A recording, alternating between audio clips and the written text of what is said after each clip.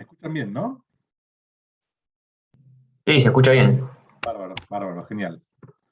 Bueno, ¿cómo andan? ¿Cómo los trató el clima estos días? Clima ideal para estudiar, ¿no? Me imagino.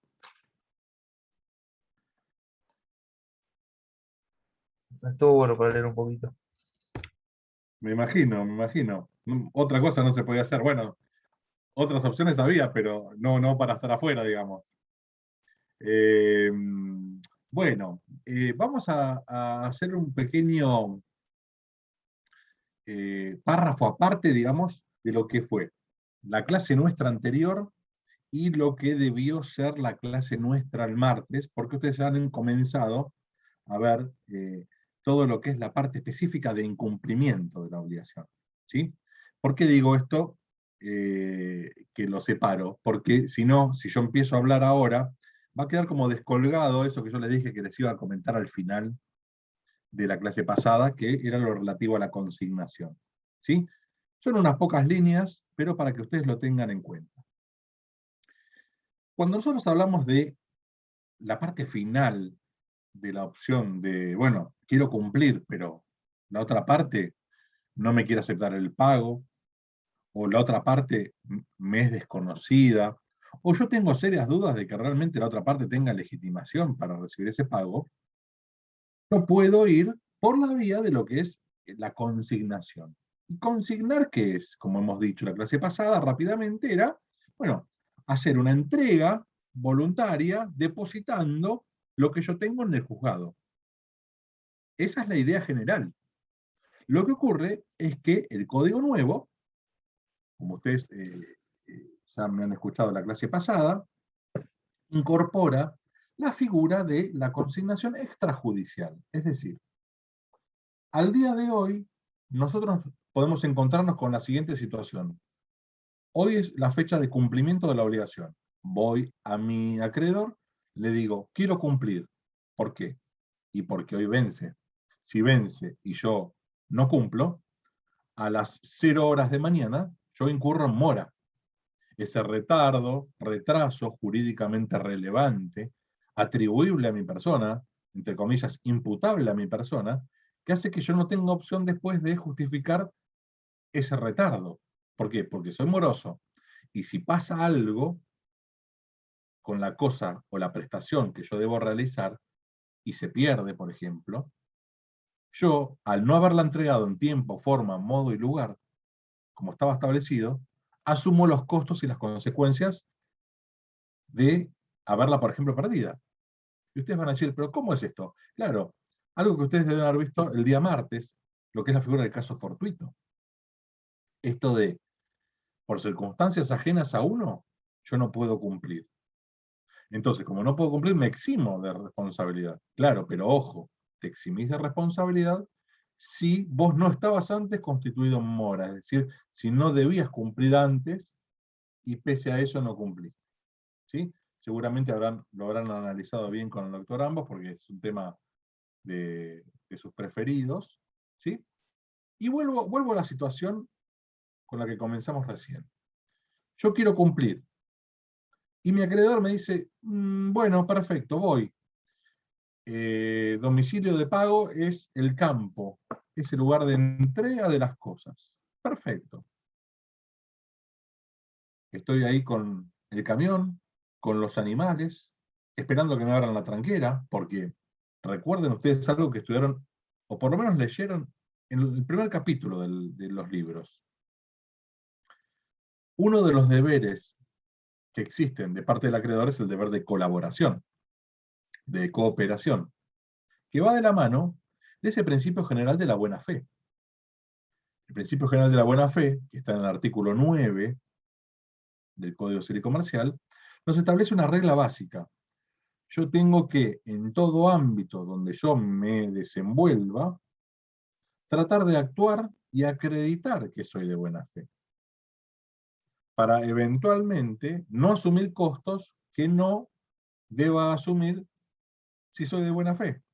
Es decir, si yo soy de buena fe y quiero cumplir, y el acreedor no coopera, si yo me quedo brazos cruzados, a las 0 horas de hoy, con el camión y los animales en la puerta del campo porque no me abrió la tranquera, yo, a las 0 horas del día de mañana, soy deudor moroso. Y si tengo la mala suerte de que se me muera una vaca, por ejemplo, yo al no haberla entregado el día que debía entregarla, ahora tengo que soportar esa pérdida y reemplazar esa vaca por otra. ¿Me siguen ahí?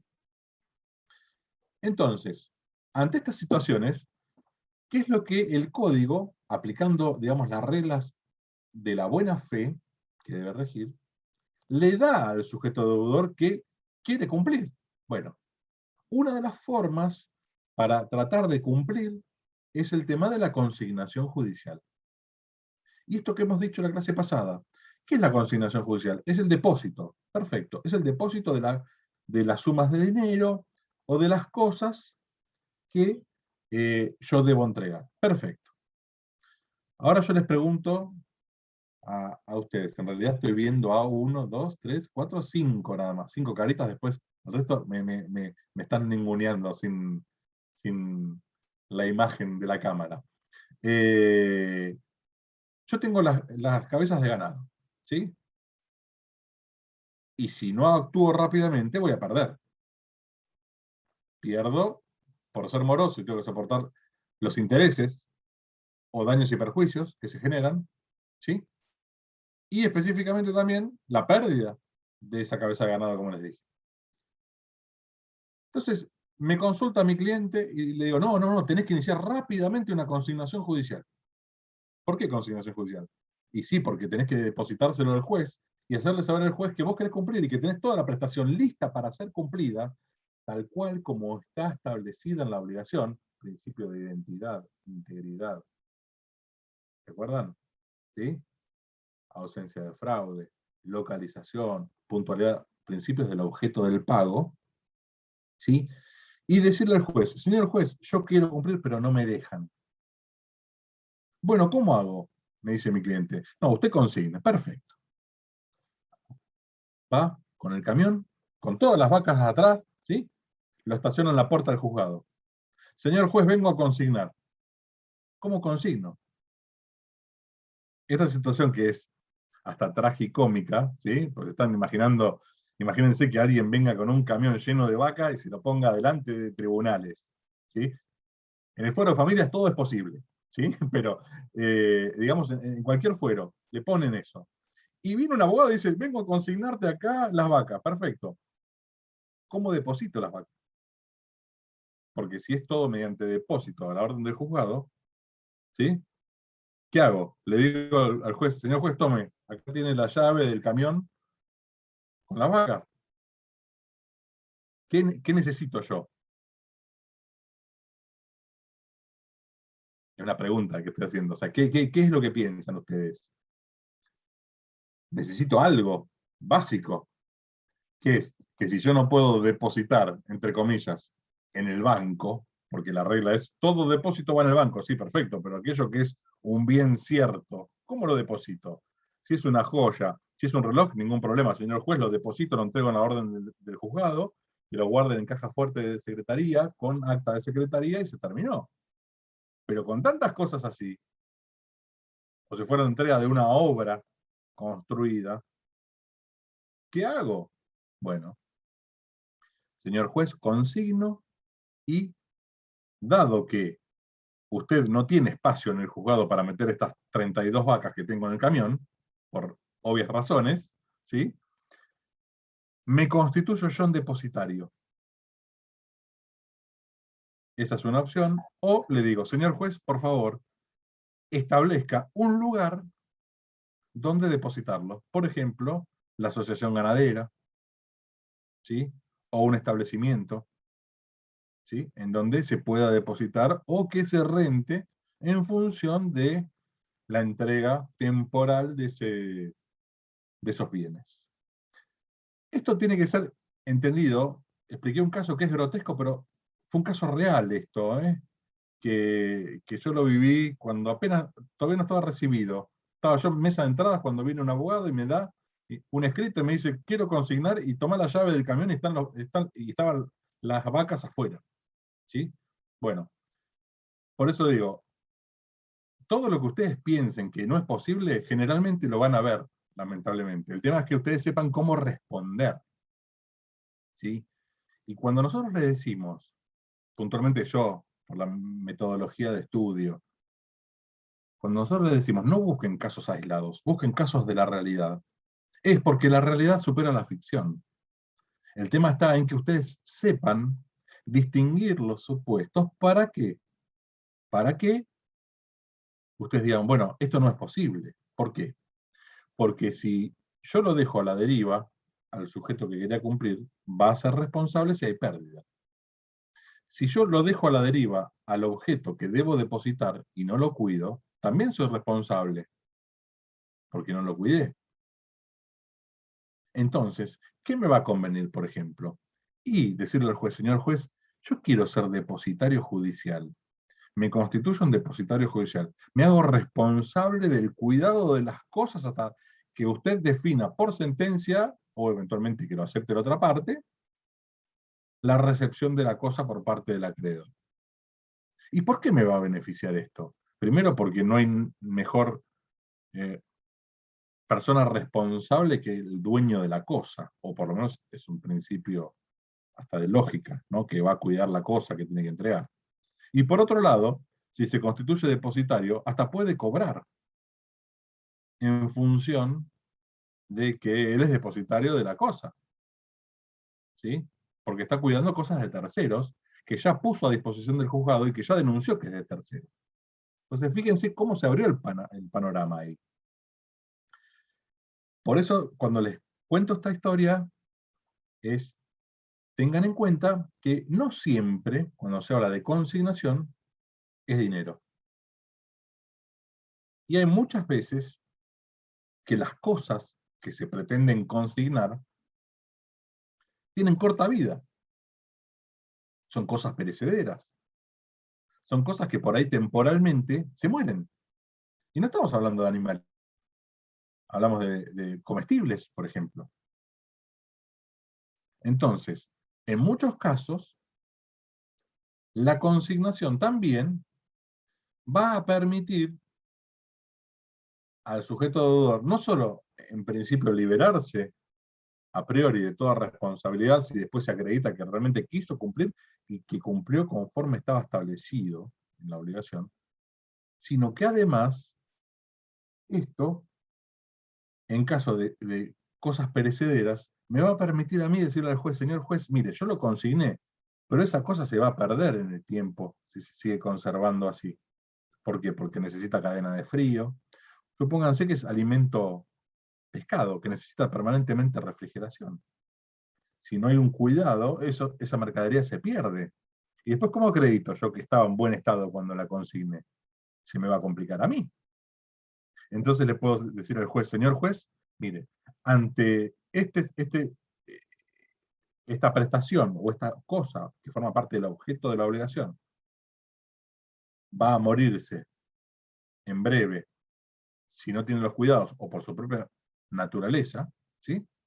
Solicito se venda, se liquide y con el producido se deposite.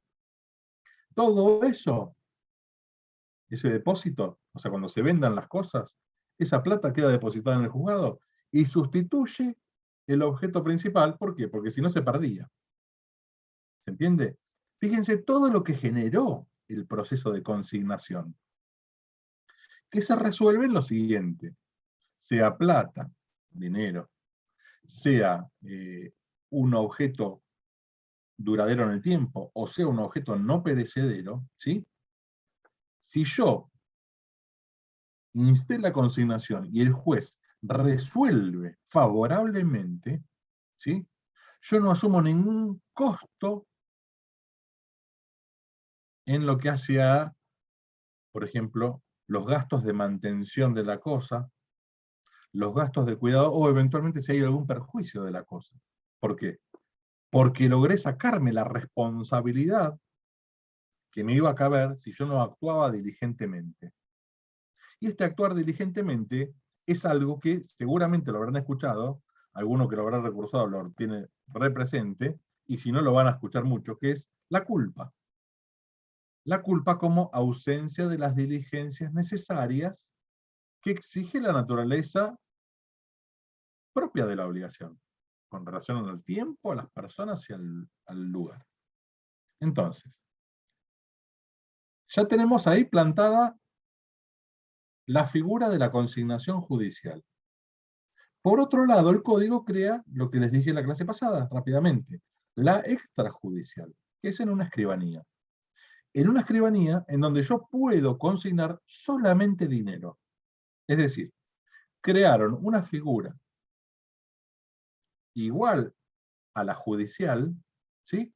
Pero ya solamente con el objeto de una obligación dineraria. Ya ahí empieza a limitarse.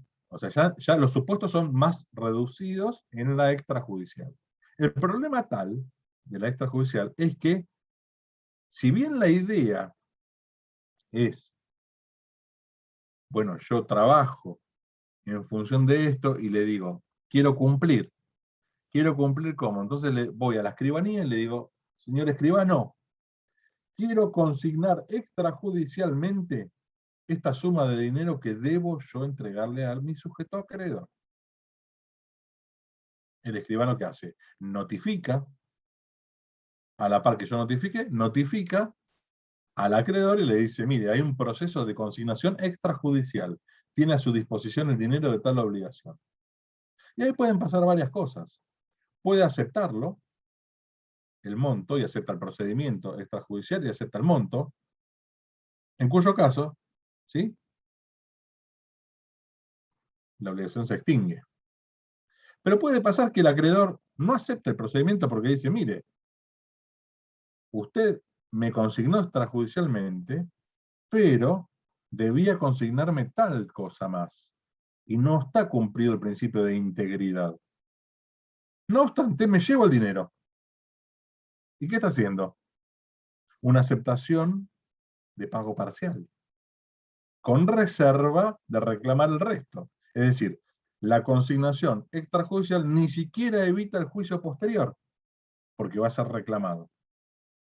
Y eventualmente está el supuesto final, que el acreedor, para no tener problema, dice, no acepto ni el procedimiento de consignación extrajudicial, ni siquiera tampoco el depósito, porque es incompleto, o porque es tardío. En cuyo caso, necesariamente tienen que ir a una consignación judicial.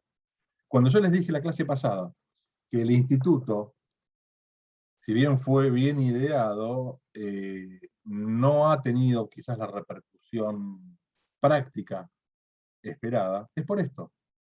Porque por más que yo quiera cumplir y demuestre mi querer cumplir y mi diligencia como sujeto deudor, siempre voy a quedar atado de pies y manos a la decisión del acreedor para ver si después tengo que iniciar un juicio. Entonces, ¿para qué hacer un procedimiento donde si el acreedor no me acepta, yo tengo que pagar los gastos del escribano encima? Me voy directamente a juicio. Que es la lectura que se hace ahora. ¿Sí? Aunque tarde más un proceso, que claramente tarda más que una intervención de una escribanía, ¿sí?, pero por lo menos sé que ya es este monto, es este gasto y este proceso encaminado ya a una sentencia, y no a una etapa como si fuera una etapa extrajudicial para después ir a una judicial. ¿Se comprendió? ¿Sí? Bueno, esto Una es... consulta, doctor. Sí, sí, Nicolás. ¿Puede ocurrir que se rechace esta consignación extrajudicial sin motivo? ¿O siempre tiene que tener un Efectivamente, motivo? el acreedor puede directamente decir, te la rechazo, te la rechazo. Y después estará, por ejemplo, en sede judicial, si vos tenés un abogado diligente, o sos vos el abogado diligente de ese cliente que hizo la consignación extrajudicial, también tendrás un elemento más para decir, señor juez, quisimos cumplir aún extrajudicialmente consignando y no nos quiso aceptar. Evidentemente hay mala fe de la otra parte. Y ahí todo el proceso va a tener las costas si así lo resuelve, a cargo del acreedor. ¿Por qué? Porque negó el cumplimiento de ese deber de cooperación que tiene que reinar en una obligación. ¿Y el ¿Sí? deudor quedaría libre de pago? ¿Libre de deuda? El deudor, Alejandra, quedaría liberado cuando el juez dicte sentencia haciendo lugar a la consignación. Una cosa es a tener en cuenta esto, que muchas veces se confunde, pero en la práctica, no cuando uno estudia, sino en la práctica. Una cosa es que yo consigne y que con eso me libere, y otra cosa es que efectivamente me libere. Porque muchos entienden que si yo consigno, ya está, listo. Pero el tema de la consignación es que la consignación tiene que ser completa, íntegra, y debe cubrir, eventualmente, los intereses, si transcurrieron intereses, ¿sí? Además, una suma equivalente al total completo de lo que vos tendrías que haber cumplido si lo hubiera aceptado el acreedor en mano. ¿Con esto qué quiero decir?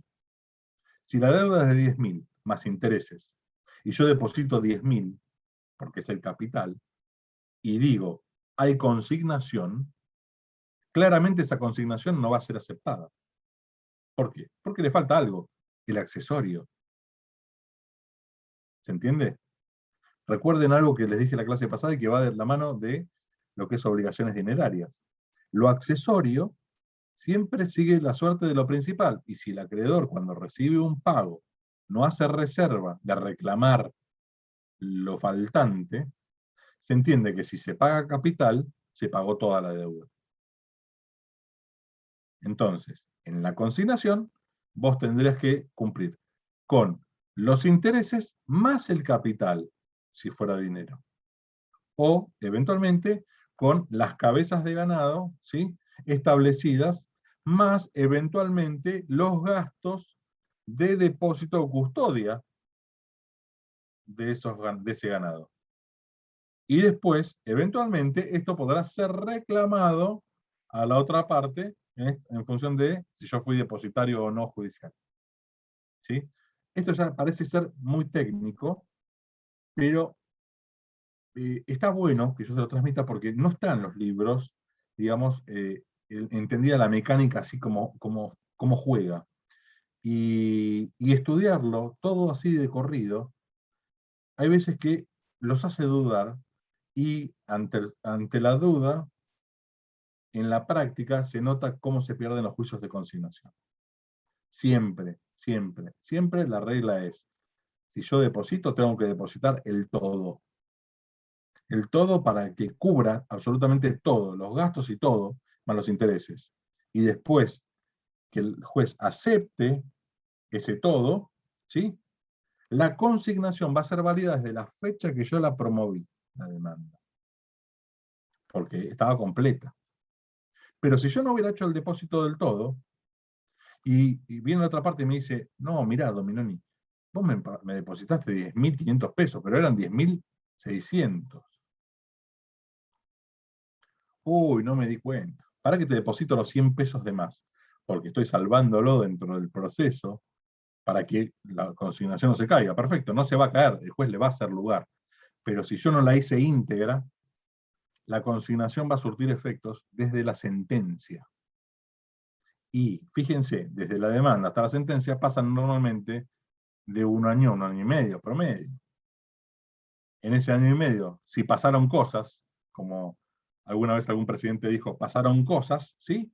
Bueno, si pasó algo en relación a esa prestación, lamentablemente, como yo no le hice el depósito completo y pleno, tendré que asumir los costos. Fíjense qué importante es esto. ¿Sí? ¿Está? ¿Alejandra se alcanzó a comprender? Sí, sí, comprendí. Bárbaro. Bueno, ahora vamos a hacer la secuencia para poder llegar al tema de hoy, que es cláusula penal. Ustedes vieron ya cuando arrancan esta semana que, bueno, la semana pasada vimos todas las contingencias del pago que acabamos de cerrar con esta cuestión de la cláusula penal. Pero, ¿qué pasó esta semana? Esta semana empezamos a ver algo diferente. Las consecuencias por el no cumplimiento.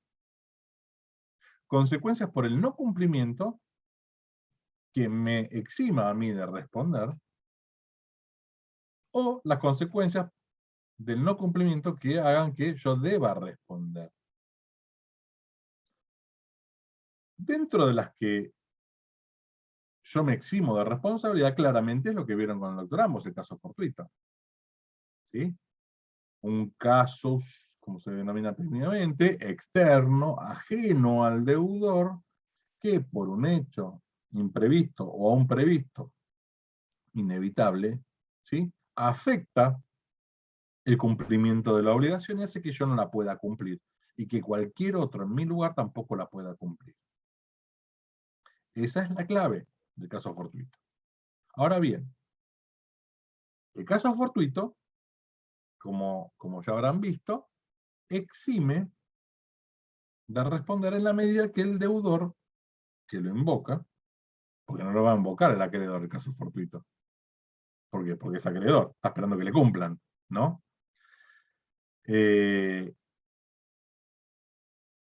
Esto es, el deudor debe acreditar todas las circunstancias o los requisitos del caso fortuito y que no le es atribuible la circunstancia de no poder cumplir.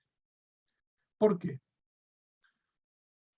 Porque probablemente esto lo hayan visto, si lo vieron, por favor díganme, porque es un tema que no me gusta pisárselo, porque lo explica muy bien el doctor. El tema de qué pasa si ocurre algo que supera toda previsión normal, ¿sí?, y hace que, por más que yo esté en mora, deba soportar o me exima de responder. ¿Vieron este supuesto o algo así parecido? ¿Lo habrán escuchado? ¿La mora es relevante? La mora irrelevante. Exacto, Yasmín. Esto es, dentro de las opciones, ¿sí?, para eximirme de responsabilidad, siempre está el caso fortuito. Pero la regla es que no me puedo eximir de casos fortuitos si yo soy moroso. Ahora bien, aún siendo moroso, si esa mora es irrelevante, como acá bien dijo, ¿sí?, nosotros podemos decir, miren, me afectó a mí, y aún estando en mora, ¿sí?, esto le afectó al otro, de tal manera que tampoco lo pudo evitar. Y seguramente comentó el caso de los campos cuando se inundan. Exacto. Entonces, ya lo hemos compartido varias veces en clase. Esto es, yo hasta me puedo eximir de responsabilidad, aún siendo responsable, valga la redundancia, en ese único supuesto. ¿Qué ocurre ahora con la figura de la cláusula penal?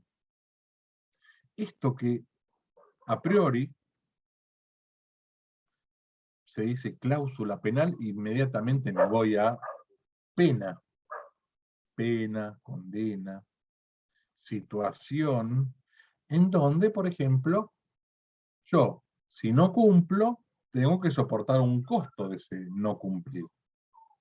El soportar ese costo de no cumplir implica que yo deba, ¿sí?, soportar aquello que establecí a propósito por si no cumplía. ¿Y cómo sería esto? Bueno, esta es la parte de la historia de hoy, ¿sí? Así que ahora vamos a compartir pantallita y vamos con el, a ver si permite verlo.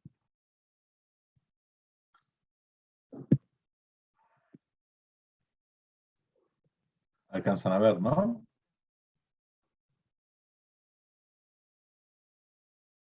Sí, sí, ahí se ve perfecto. Perfecto.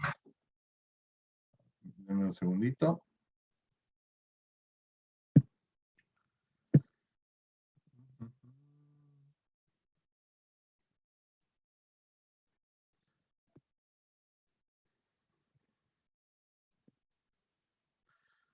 Bueno, como veníamos diciendo, la clase de hoy consiste en entender lo que es la cláusula penal, que no es ni más ni menos que lo que se llama la indemnización convencional. Esta indemnización convencional es que las propias partes son jueces de la situación. ¿Qué significa esto? Que las propias partes establecen las consecuencias, entre paréntesis yo le agregaría, dolorosas para el bolsillo, si no cumple quien debe cumplir. Eso es la cláusula penal. Es una indemnización que ambas partes establecen, que tiende a ¿qué? A evitar judicializar o ir a eventualmente reclamarle a un juez y depender de un juez que me diga cuánto es lo que efectivamente me debe el sujeto deudor. Entonces ustedes empiezan a ver que la indemnización convencional o cláusula penal es una estipulación accesoria a la obligación principal. La obligación principal es la entrega de, por ejemplo, una suma de dinero. Perfecto. Yo ahí tengo la entrega de la suma de dinero. Para garantizar el cumplimiento, yo establezco lo que es la figura de la cláusula penal. En donde le digo al acreedor, y el acreedor, o generalmente el acreedor lo establece en los contratos, ¿sí? Que por el retardo moratorio, por la demora en el cumplimiento de la obligación, el deudor deberá cumplir la obligación más la cláusula penal, el monto establecido. ¿Qué significa esto? Que con esto el acreedor evitó ir a juicio para reclamar lo que sería, por ejemplo, los intereses moratorios. ¿Por qué? Porque estableció una cláusula penal por la mora, por el retraso en el cumplimiento. ¿Sí? Esto en la generalidad se aplica a cumplimiento tardío o incumplimiento total. Estos dos supuestos, para que ustedes lo entiendan, es así. Yo puede ser que tenga la prestación principal y la cumpla, pero la cumplo tarde, en cuyo caso, si hay cláusula penal que cubra las consecuencias de la mora, se llama cláusula penal moratoria. ¿Por qué? Porque sustituye los daños y perjuicios moratorios. Le hace el daño moratorio. Ahora bien, puede ser que yo haya establecido una cláusula que sustituya plenamente la prestación principal. ¿Por qué? Porque si la prestación principal se extinguió y no la puede cumplir, por ejemplo, y es responsable de la entrega, yo puedo reclamar la cláusula penal que compensa, ¿sí?, la no entrega definitiva de esa cosa.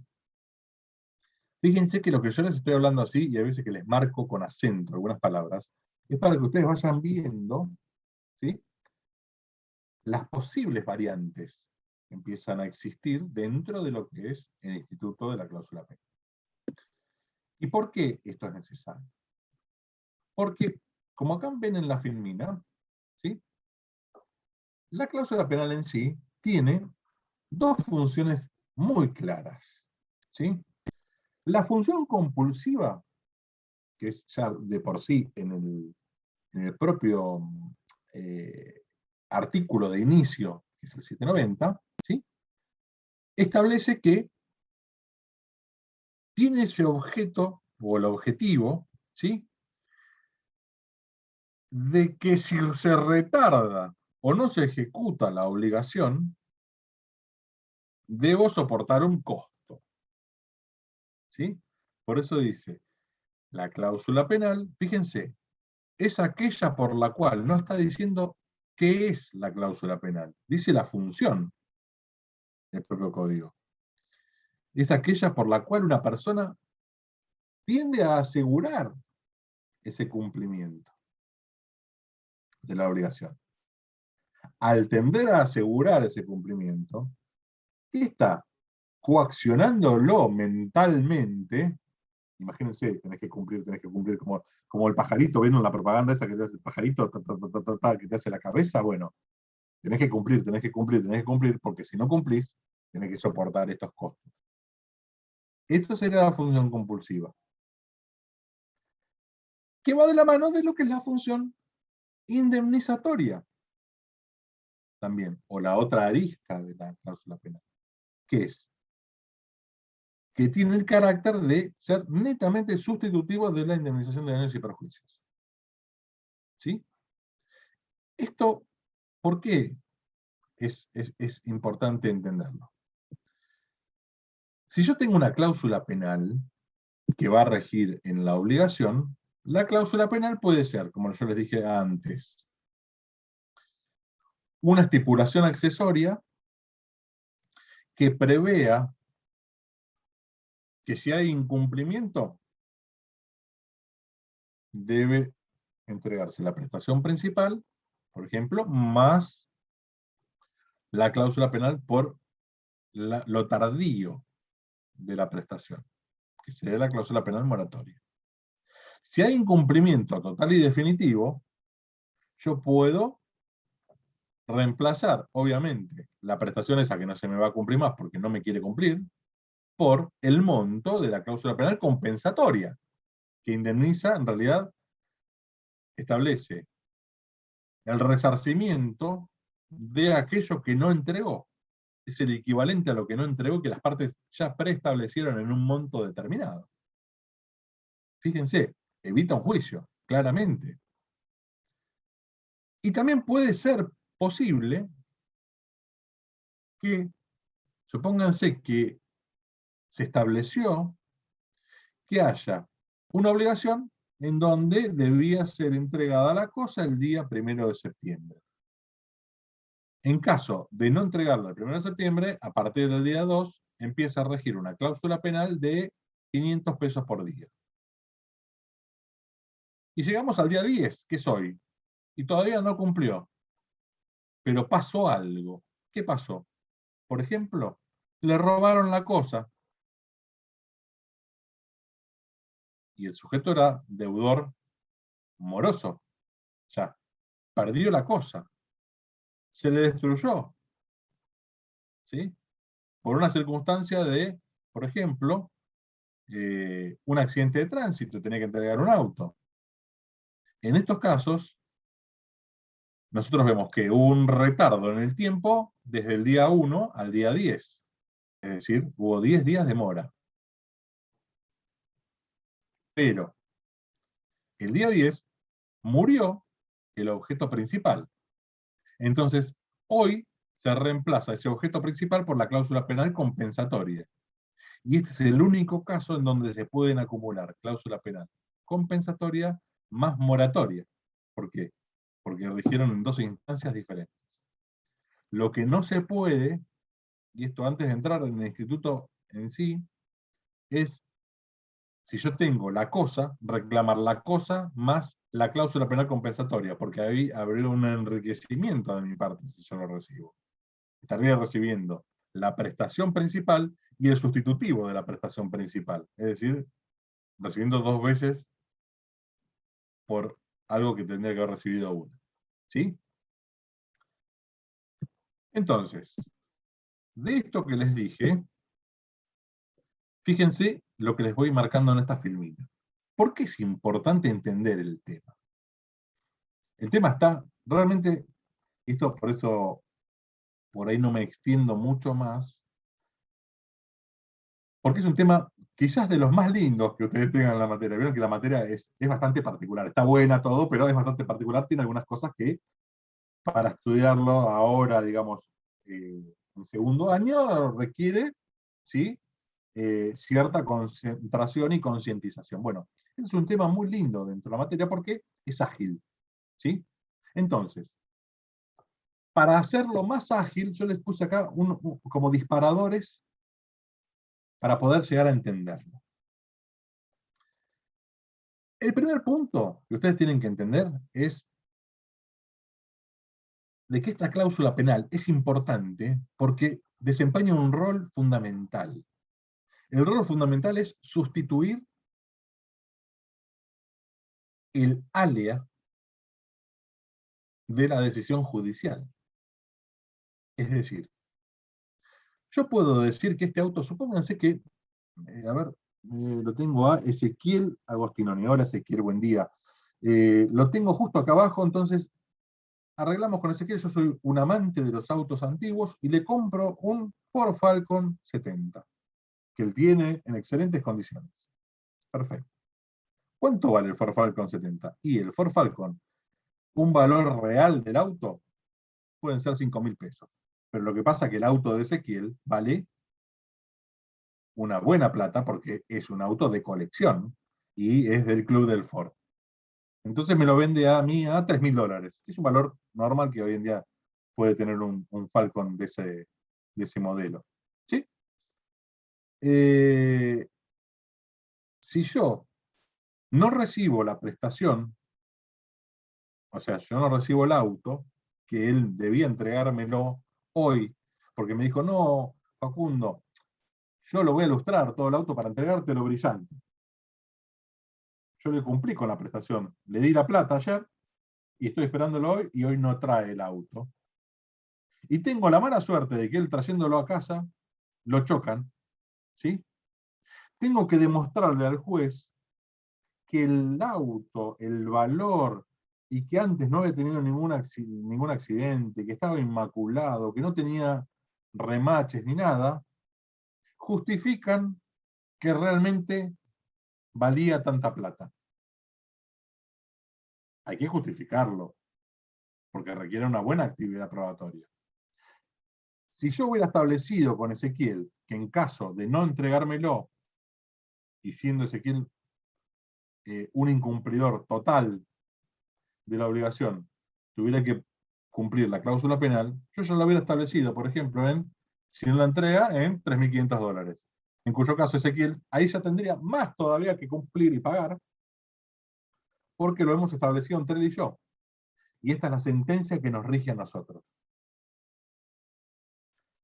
¿Se entiende? Es decir, nosotros establecimos, propiamente dicho, el resultado y la resolución del caso. ¿Cómo lo hicimos? Consensuándolo.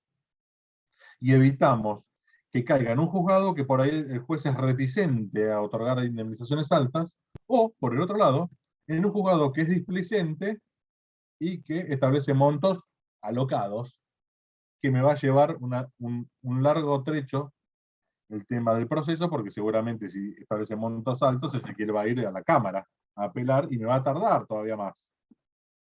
¿Se entiende? Por eso digo, el rol que desempeña es válido y es clave. Y por otro lado, yo acá les puse, para que lo vean ya marcado así, la cláusula penal es una estipulación accesoria, no es una obligación accesoria. No estoy creando una obligación de otra obligación, estoy diciendo, es algo que se estipula y que es accesorio a la obligación principal. Jamás cambia el carácter de la obligación principal. La obligación principal es nula. Si es nula porque va en contra del orden público, la cláusula penal es nula porque es accesoria. ¿Se entiende? Pero si la obligación es válida, lo que pasa que no es exigible porque lamentablemente yo, acreedor, no lo reclamé en el tiempo de vigencia de la obligación y operó lo que se llama la prescripción, el paso del tiempo hizo que yo pierda la acción civil, la obligación existe como tal. Lo que pasa es que yo no la puedo ejecutar. Si viene mi deudor y me dice, mira, Facundo, por el compromiso y por el afecto que te tengo, vamos a establecer esa obligación que vos no tenés acción civil y que yo tranquilamente podría quedarme de brazos cruzados y liberarme, porque nunca me la vas a poder reclamar, ¿sí? Yo me comprometo a abonarte una cláusula penal X si el día 1 de enero del año que viene yo no te pago esa deuda. Fíjense esto. Pese a no ser exigible la obligación principal, yo puedo establecer una estipulación accesoria exigible. Por eso, esto se los marco, porque independientemente de que es tema de examen, ¿sí? Y eso no lo escucharon,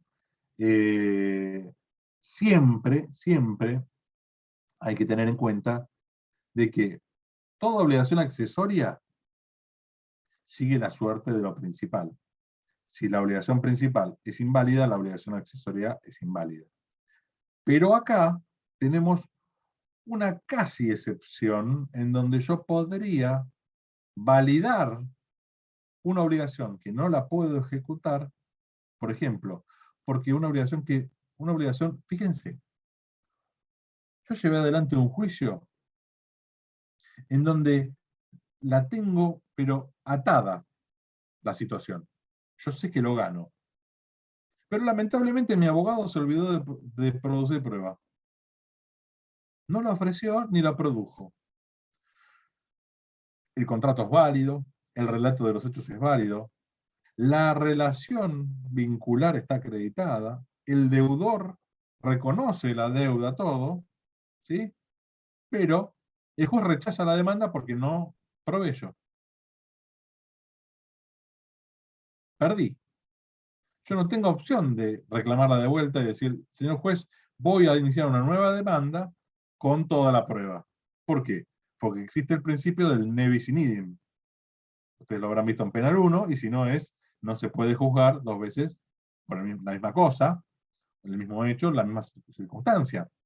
¿Por qué? Porque si es así, yo tengo del otro lado el derecho de oponerme y ganarte por medio de una excepción, ¿sí? El proceso diciéndote que esto ya fue juzgado y hay cosas juzgadas antes en otro proceso. Bueno, en estos casos en donde la obligación es válida, se reconoce y todo, ¿sí? Si una de las partes, por ejemplo el deudor, quiere cumplir con esa obligación, podría tranquilamente asegurarle al acreedor, bueno, te lo voy a cumplir, pero ahora a mi manera.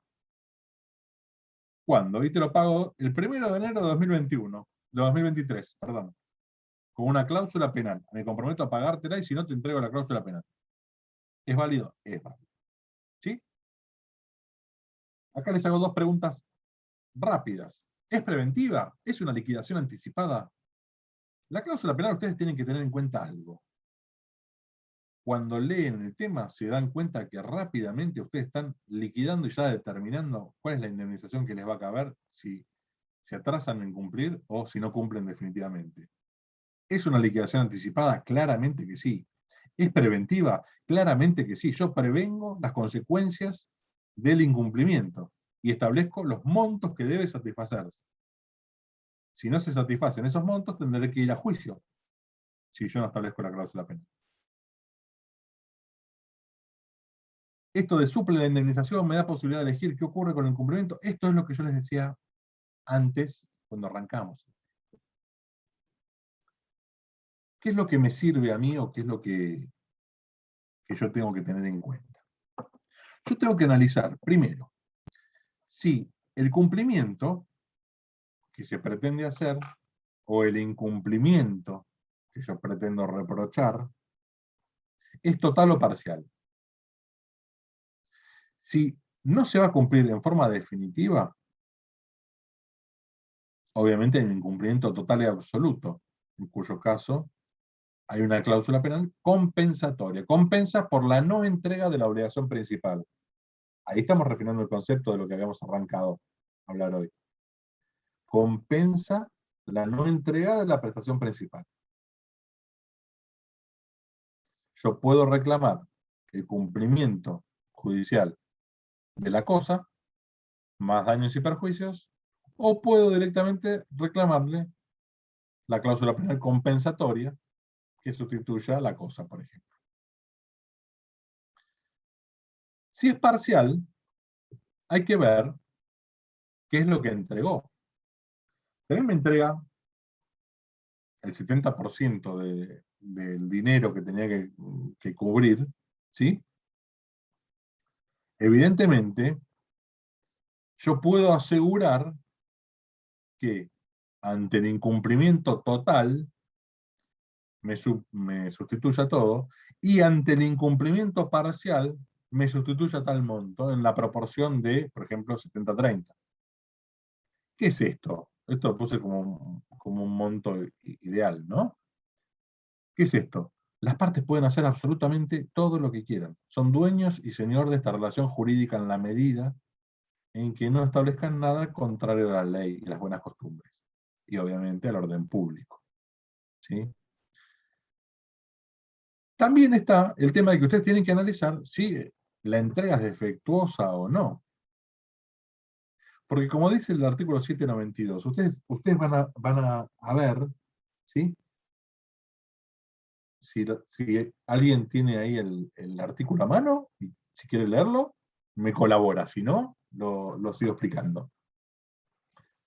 Ahí va Ignacio. A ver, confío en Bianca y en Ignacio, que están moviéndose para un costado. No sé si están buscando el código o están corriendo la imagen. ¿Qué artículo, profe? 792. 792. Vamos a buscar.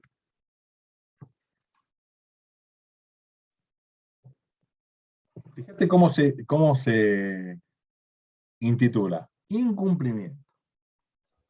Dice artículo 792, incumplimiento.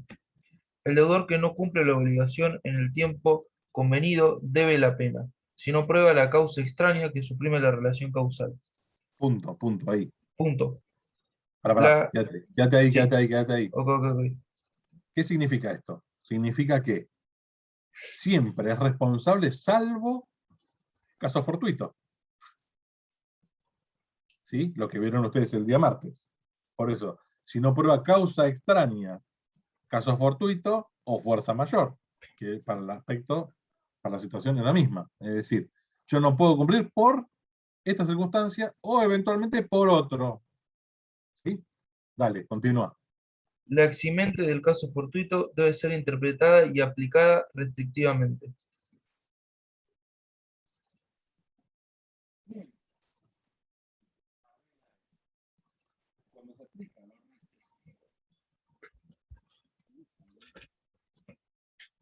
Se le va a agravar las consecuencias al sujeto que va a invocar eso. Es decir, no va a ser amplia la aceptación del caso fortuito. Tiene que ser bien preciso, bien determinado y bien acreditado de que ese evento me fue ajeno, que fue imprevisto o que aún previsto no lo pude evitar y que nadie en mi lugar tampoco lo hubiera podido cumplir. En las circunstancias del tiempo, forma, modo y lugar de esa obligación. ¿Esto qué es? Cuando vemos el artículo, nosotros vemos que vamos a analizar si el incumplimiento es relevante o es irrelevante. Si el incumplimiento es relevante, yo debo la indemnización. Si debo indemnización y yo tengo establecida una cláusula penal, que es la pena por el no cumplimiento, claramente debo la cláusula penal. Y yo podría eventualmente elegir entre el cumplimiento de la prestación principal que no me cumplió o la cláusula penal sustitutiva. ¿Por qué? Porque por ahí yo ya perdí interés en que me entregue esa cosa. Y no la quiero el dinero sustitutivo. ¿Es válido? Es válido. Fíjense lo que les estoy diciendo. Y empiecen a hacer ruido. Perdón, profe. Sí. ¿Puede repetir lo de si es irrelevante? ¿Qué Lo pasa? de irrelevante Sí. es en relación también a lo que es lo de la mora irrelevante. ¿Sí? Va en esa misma línea de actuación. Si yo no te acepto el cumplimiento de la obligación por algo en la propia cualidad del objeto, por ejemplo, yo te pedí que me entregaras en una concesionaria un auto ¿sí? Motor 1.6. Y vos me querés entregar el mismo auto, mejorado todo, pero 1.5. Hay diferencia de cualidad. Esa cualidad hace que, lamentablemente, ¿sí?, no esté cumplida la obligación y por ende haya un incumplimiento. Y ese incumplimiento yo lo pueda, ¿sí?, tomar como total y absoluto, porque no me cumplió. O también, en diversas circunstancias, yo puedo aceptar lo que me entregas, pero te pido también una indemnización por aquello que no me entregaste. A eso apunto. ¿Por qué? Porque si ustedes van a la posibilidad, a ver, permítanme que no me acuerdo el número puntualmente del artículo, pero es, fíjense,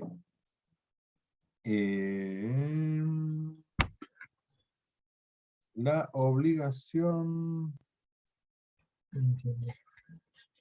del 794, dice ejecución, ¿sí?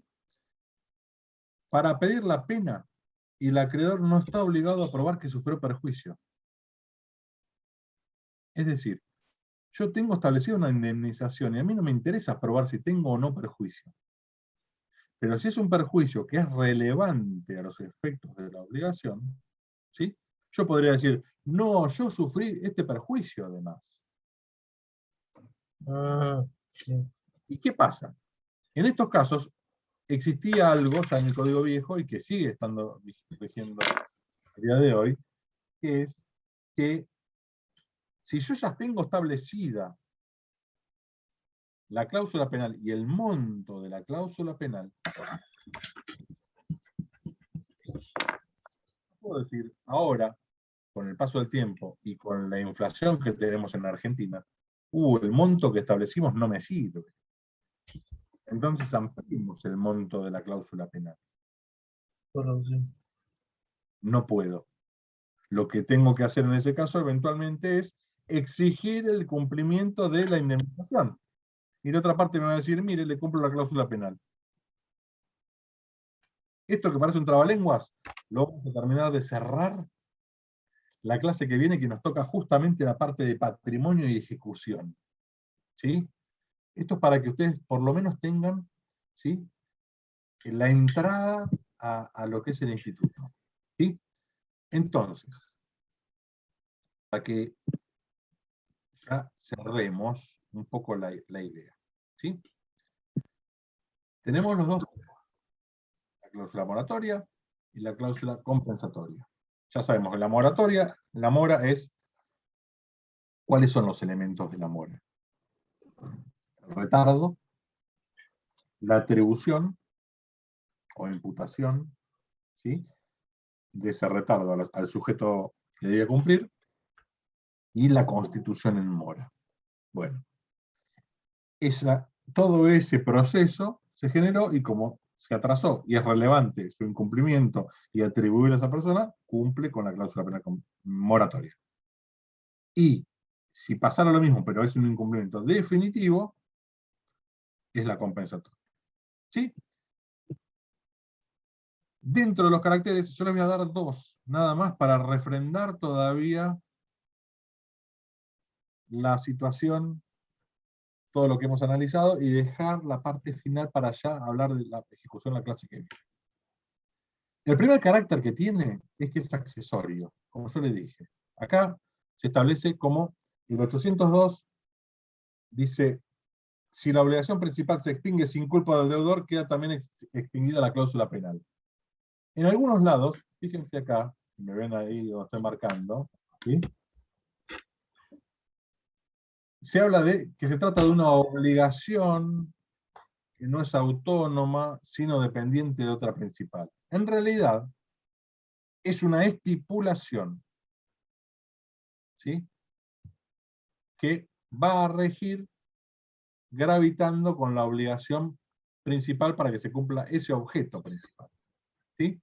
Entonces, como acá les pongo, la multa por el retardo en el pago del precio de un bien mueble existe en cuanto subsiste la deuda por la compra de hecho.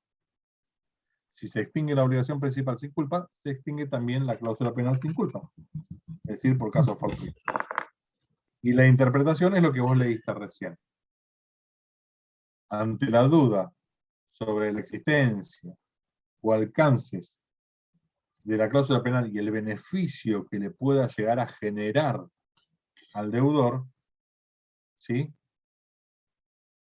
La interpretación es restrictiva, porque de ninguna manera, por más que no hayan puesto el nombre de cláusula penal, pero se asemeje la figura a la cláusula penal no se presume, tiene que estar expresamente establecida y bien clara que va a sustituir la prestación principal o sustituir los daños por el retraso, por ese incumplimiento moratorio. ¿Está? Vamos a cortar acá para continuar ya el día martes, ¿sí? Que nos volvemos a ver. ¿Alguna pregunta en relación a todo esto que hemos hablado? Debe haber un montón de preguntas porque en realidad yo les di ciertas pautas, pero no les hablé en lo que es la estructura porque se las dejo hermosamente para que lo lean en casa para el día martes, y el día martes terminamos de cerrar la historia con la parte de ejecución. ¿Alguna duda? ¿Algo? Nada. Bueno, chicos y chicas, si Dios quiere, entonces el día martes, 11:30, nuevamente nos vemos y cerramos este temita. Profe, ¿el Power está en el campus? No. Ah, ok, No. ok. Si quieren, cuando lo terminemos de dar, el día martes, ahí lo cargamos. ¿Sí? Dale, gracias. Ahí está. Gracias. Bueno, nos vemos. Gracias, profe. Chao, profe, hasta luego. Chao.